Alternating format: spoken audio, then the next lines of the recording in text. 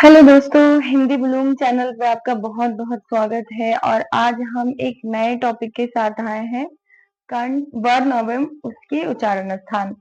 ये जो टॉपिक है ना, ये कॉम्पिटिटिव एग्जाम्स में बहुत पूछा जाता है और हम अक्सर इसमें गलतियां करते हैं। मैं प्रयास करूंगी कि आपको एक वीडियो के थ्रू मैं याद करवा दूं, जैसे हम स्कूल्स में याद करते हैं। बचपन में हम लोग कितना टेबल पढ़ते थे, दो का दो, दो दूनी चार, फिर जाके हमारे दिमाग में जाता है।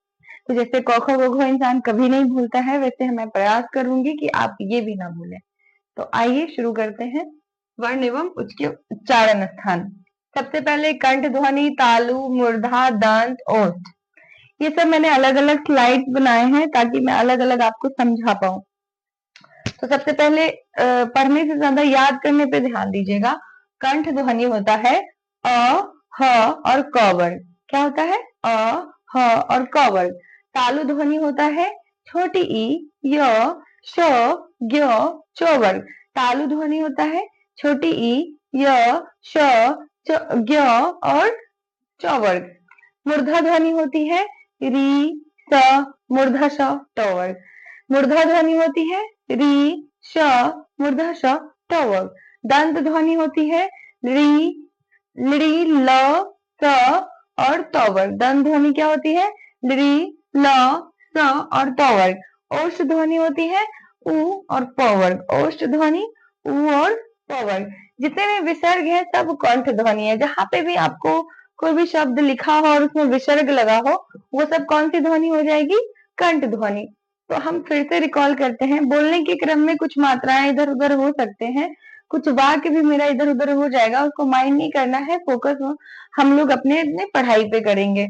मकसद होना चाहिए याद हमें याद होना चाहिए। तो कंठ ध्वनि होगा अ, ह और क वर्ग। याद करिए, अ, ह, क वर्ग कंठ ध्वनि। तालु ध्वनि छोटी ई, य, तालव्य श, ज्ञ और च वर्ग। तालु ध्वनि छोटी ई, य, श, ज्ञ, च वर्ग। तालु ध्वनि छोटी ई, य, श और च वर्ग। मूर्धा ध्वनि हो जाएगा री, री, र, मूर्धा श, ट वर्ग। मूर्धा ध्वनि हो जाएगा री, र, स और ट वर्ग। दंत ध्वनि हो जाएगी री, ल, स और त वर्ग। औष्ठ ध्वनि हो जाएगी उ और प वर्ग। जितने भी विसर्ग है ये सब कंठ ध्वनि है। ये तो मैं अभी ऐसे ब्रीफ छोटा सा कहते हैं ना, शॉर्टकट में करवा रही हूँ। बाद में इसको मैं इतनी बार लिखूंगी कि आपको ऐसे भी मुंह जवानी याद हो जाएंगे। अब हम देखते हैं उच्चारण स्थान और वर्ण। दंतोष्ठ मतलब दांत और होठ दोनों का इस्तेमाल। तो जो वो है उसमें जो है वो, इसमें दांत और ओष्ठ मतलब होठ दोनों का यूज हो रहा है। वो कंठोष्ठ, कंठ और होठ दोनों का यूज। ओ और औ कंठोष्ठ, ओ और औ कंठोष्ठ, ओ और औ। कंठताल ए, ऐ, श्र। कंठताल मतलब कंठ और जीभ ऊपर की तरफ मुड़ के ऊपर चिपक जाती है, उसी को बोलते हैं तालु। ए, ऐ, श्र।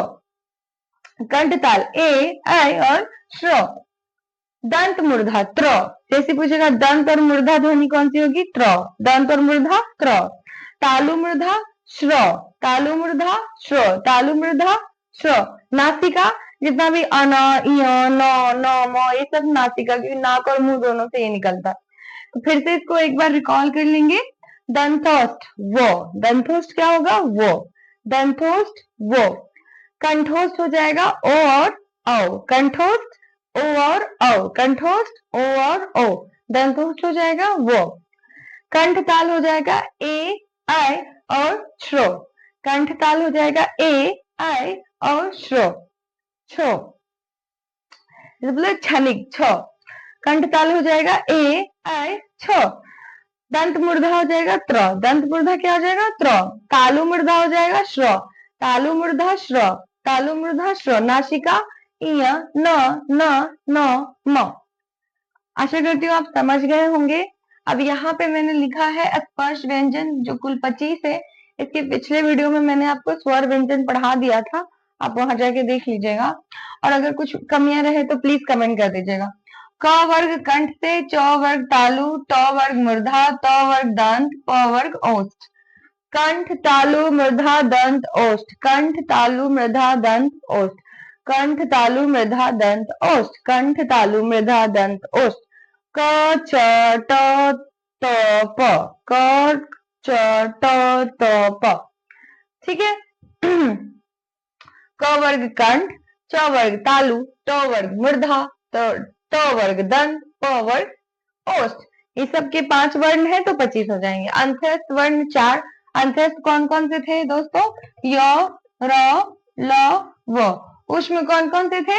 तालव्य शो, मूर्धाशो, दंत शो और ह। ये सब क्या थे? ऊष्म वर्ण व्यंजन थे। ठीक है। अब हम लोग यहाँ देखते हैं वर्ण रचना से संबंधित महत्वपूर्ण प्रश्न, जो कि कई बार जो है एग्जाम्स में पूछे जाते हैं। हिंदी में वतस्य वर्ण 4 है। आप इसको आपको रटना ही पड़ेगा, बाद में बता दूंगी मैं क्या होते हैं ये, पर अभी फिलहाल के लिए हमें याद करना है। हिंदी में वतस्य वर्ण क्या है? 4 है। कौन कौन? च, छ, ज, झ। हिंदी में वतस्य वर्ण कितने हैं? 4। च, छ, ज, झ। हिंदी में वतस्य वर्ण कितने हैं? 4। च, छ, ज, झ। हिंदी में स्पर्श संघर्षी है 4। च, छ, ज, झ। स्पर्श संघर्षी है 4। च, छ, ज, झ। हिंदी में संघर्षी वर्ण है 3। तालव्यशो, मूर्धाशो, दंतशो। संघर्षी वर्ण 3। तालव्यशो, मूर्धाशो, दंतशो। हिंदी में विवृत वर्ण, विवृत का मतलब होता है खुला हुआ, जैसे मुंह खुल जाता है, आ। विवृत वर्ण कितने हैं? 1 आ। हिंदी में अर्ध विवृत, जिसमें मुंह थोड़ा कम खुले, जैसे 3 ए, आई, ओ। कम खुला ए, आई, ओ। ठीक है, ये अर्ध विवृत हो गया। समृद्ध वर्ण 4। छोटी बड़ी ऊ, सॉरी, छोटी बड़ी ई, ऊ, ऊ। छोटी ई, बड़ी ई, छोटी ऊ, बड़ी ऊ। कितने कौन सा हो गए? समृद्ध वर्ण। छोटी ई, बड़ी ई, छोटी ऊ, बड़ी ऊ। अर्ध समृद्ध हो जाएंगे 2, ए और ओ। अर्ध समृद्ध 2, ए और ओ। अब हम थोड़ा सा इसको रिकॉल कर लेते हैं। हिंदी में वतस्य वर्ण 4 है। च, छ, ज, झ। स्पर्श संघर्षी 4। च, छ, ज, झ। संघर्षी वर्ण 3। तालव्यशो, मूर्धाशो, दंतशो। हिंदी में विवृत वर्ण अ 1 ही है, जिसमें मुंह खुला हुआ रहता है। हिंदी में अर्ध विवृत वर्ण 3, ए, ओ, औ। और समृद्ध वर्ण 4 है। छोटी ई, बड़ी ई, ऊ, बड़ी ऊ। अर्ध समृद्ध 2 है, ए और औ। अब देखते हैं यहाँ पे ये वाला स्लाइड जो मैंने बनाया है, वो थोड़ा सा समझते हैं। व्यंजन का उच्चारण। अब देखिए हम लोग बहुत हिंदी में काफी ऐसे शब्द हैं जिसका हमें समझ ही नहीं आता अर्थ कि कौन सा व्यंजन कहाँ पे लग रहा है, और हम बाय मिस्टेक हर चीज हर जगह लगाते हैं। तो एक होता है व और एक होता है ब, दोनों में बहुत अंतर है। वो और व का उच्चारण, वो का उच्चारण दांत और ओष्ठ से, ब का उच्चारण 2 होठों के बीच, ब 2 होठों के बीच। वो का उच्चारण दांत और ओष्ठ।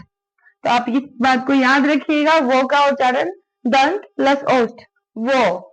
अब ब का उच्चारण 2 होठों के बीच, व। तो ये प्रश्न पूछते हैं कई बार कि व का उच्चारण क्या होगा, तो दंत प्लस ओष्ठ। अब ब का उच्चारण होगा 2 होठों के बीच। हम आशा कर रहे हैं आपको ये स्लाइड भी समझ आ गई होगी। शॉर्ट में देखते हैं यहाँ पे, दंत, दांत से जो उच्चारण होता है लो और शो। ऐसे तो हम बोल देते हैं त वर्ग दंत का जो उच्चारण होता है त वर्ग, लेकिन अलग से जो वर्णों का उच्चारण है वो हम देख लेते हैं। दंत का उच्चारण दंत से ल और शो। मूर्धा का हो जाएगा र, मूर्धा शो और री। इस बात को याद रखिएगा। ओष्ठ का हो जाएगा छोटी ऊ बड़ी ऊ। कंठ का ओ आ हा। तालु का य श छोटी ई बड़ी, तालु का य श छोटी ई बड़ी। दंत का ल और स। मूर्धा का हो जाएगा र, मूर्धाशो और री। ओष्ठ का हो जाएगा छोटी ऊ बड़ी ऊ। कंठ का हो जाएगा ओ आ और ह। तालु का हो जाएगा य श छोटी ई बड़ी। जो अंगा और ढ का उच्चारण स्थान, आज ये हम लोग ये स्लाइड पे आते हैं, अंगा और अढ़ा का उच्चारण स्थान। देखिए ये हिंदी वर्णमाला के नए वर्ण हैं, संस्कृत में इनका अभाव है। ये वैदिक वर्णों क और कह से विकसित, क और क के विकसित रूप है। इसका प्रयोग या तो शब्द के बीच या तो अंत में होता है, जैसे सड़क, गाड़ी, पकड़ना, चढ़ना। मतलब ये हिंदी वर्णमाला के है ही नहीं। हिंदी वर्णमाला में इसके ऊपर नीचे बिंदी लगा के इसको हिंदी वर्णमाला में शामिल किया गया।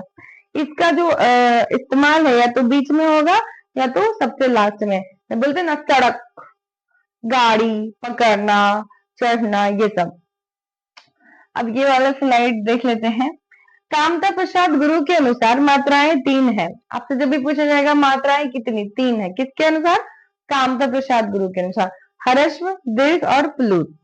अब ये स्लाइड देखते हैं। निरुनासिक, अनुनासिक, अनुस्वार और विसर्ग क्या होता है? हिंदी में स्वरों का उच्चारण अनुनासिक, निरुनासिक होता है और अनुस्वार और विसर्ग व्यंजन होता है। स्वरों का जो उच्चारण है वो होगा अनुनासिक या तो निरुनासिक, या तो ये जो व्यंजन का उच्चारण होगा वो अनुस्वार और विसर्ग से। यहाँ पे मैंने उसके चिन्ह बना दिए हैं, अनुनासिक के, अनुस्वार के और विसर्ग के। सिंपल है, अनुनासिक का ऐसा होगा चिन्ह, अनुस्वार का ऐसा होगा और विसर्ग का ऐसा होगा, लास्ट में 2 गुंदा लगा रहता है। ठीक है, अब देखिए यहाँ पे मैंने लिखा है निरुनासिक केवल मुंह से बोले जाने वाले स्वर हैं, जैसे इधर, उधर, आप, अपना इत्यादि। निरुनासिक जो होते हैं केवल मुंह से। आप बस इतना याद रखिएगा, अनुनासिक, निरुनासिक स्वर, अनुस्वार और विसर्ग व्यंजन। आप चाहे तो इसका एक स्क्रीनशॉट ले सकते हैं। आगे हम नेक्स्ट वीडियो में मिलते हैं, तब तक के लिए ऑल द बेस्ट।